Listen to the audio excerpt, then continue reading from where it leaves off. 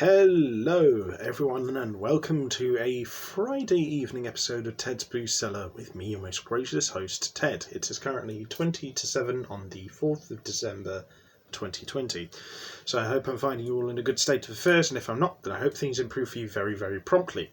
Now, we're going to be doing a mixture of different drinks this weekend, and, obviously you guys saw that there's probably going to be 4 episodes this week, considering I did an episode yesterday on a wine dedicated to the belated birthday of one of my colleagues. So today I'm going to be taking a look at something that is a bit more to my likes and tastings, and so I'm going to be taking a look today at a brewery that we've reviewed from before, but it's a drink that I didn't know they actually made until a couple of days ago. So we're going to be taking a look at Fuller's London Porter. Now, I've reviewed a couple of drinks from Fuller's before. They're a pretty good brewery out of Chiswick, I think, and yeah, they've been around since 1845, brewed beside the Thames, and this is a 5.4% rich, dark and complex porter, and it says on the back, London Porter takes its name from the porters who carried goods and around the streets of London in the 18th century. This prize-winning beer is brewed using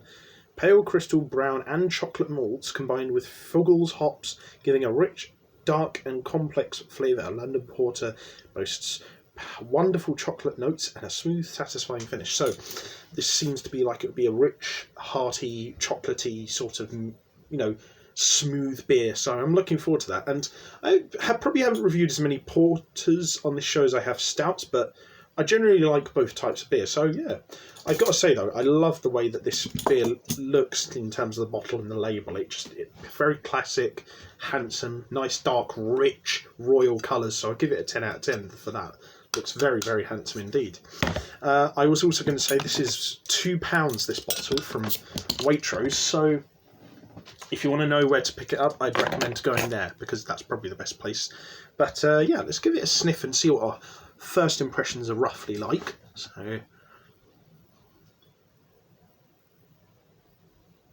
there's this creaminess to the smell. Like, it smells very smooth. There's this like real rich, earthy cocoa smell to it. So smells just like how they described it on the bottle. So I can't really complain too much about that. And it smells nice. It doesn't like cling too much in the nostrils. It's not overpowering. It's like quite a rich smell, but it's not overt. So yeah, 10 out of 10 for that as well. Very nice, very nice. I like rich, dark flavours that are centred around chocolatey richness. So yeah, I like it. So let's have a quick cleanser of water before we get on to this.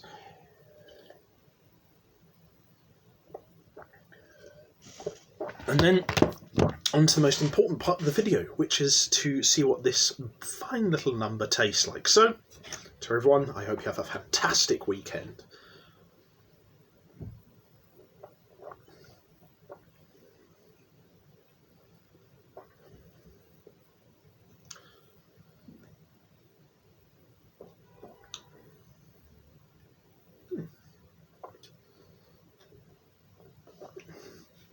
My worry with a lot of porters is that they're either too milky or they've got too rich and dark of a finish, which I know is kind of par for the course with drinks like this.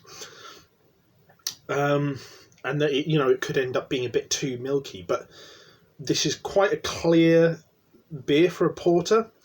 And it's actually got a weirdly light finish, which I didn't expect, but it does sort of like kind of accompany the flavour to like let it finish off on this like light little fizzle instead of like overstaying its welcome. So like the flavour is generally pretty well balanced and it's pretty consistent throughout. You get this very light cocoa-y tint, like burnt cocoa-y tint underlying this very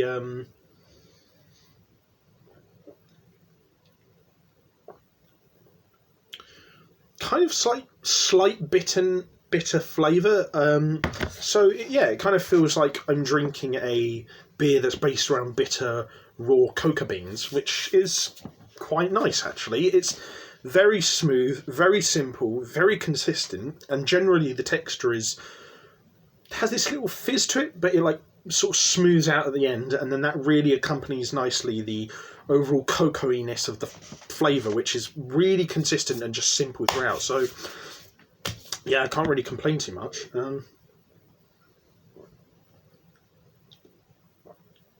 I wish the bitterness was toned down a little bit towards the end. And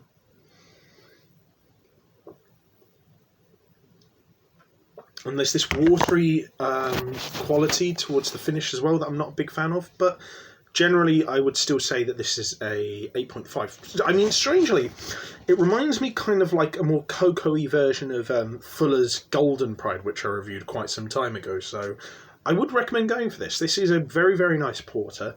One of the best I've tried so far, actually, so yeah, really, really well done, Fuller's. This is actually a really good beer. So if you guys liked this video, leave a like, share and subscribe. If you have any suggestions for future episodes of Ted's Booze Cellar, leave them in the comment section down below.